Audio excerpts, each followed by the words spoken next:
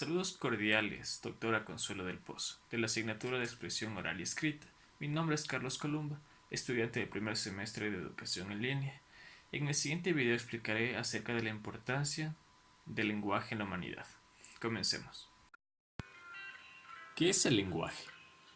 Podemos definir al lenguaje como la capacidad que toda persona tiene de comunicarse con las demás, mediante signos orales, escritos, gestuales, mímicos, simbólicos, los cuales serán explicados a continuación.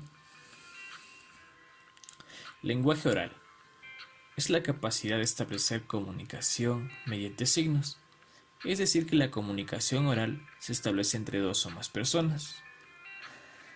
Tiene como medio de transmisión el habla y como código un idioma.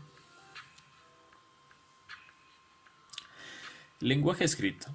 El lenguaje escrito es la representación de la lengua por medio del sistema de escritura. El lenguaje escrito es la invención en el sentido de que debe ser enseñada, a diferencia del lenguaje hablado o de la lengua de signos, que son aprendidos entre individuos. Lenguaje gestual y corporal.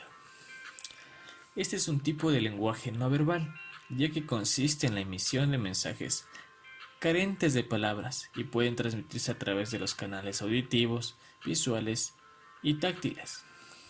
Esta modalidad de comunicación se expresa a través del lenguaje corporal, de las expresiones faciales, todo tipo de gestos y en el contacto visual.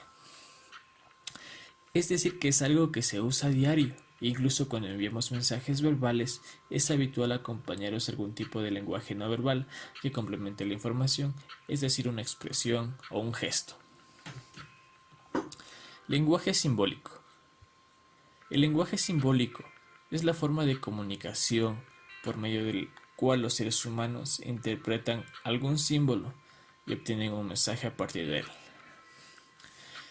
Es decir, que para que la comprensión del lenguaje simbólico se produzca es necesaria una capacidad de raciocinio por parte del individuo, además de la comprensión de la sociedad en la que se desempeña y con la que compartirá el lenguaje simbólico.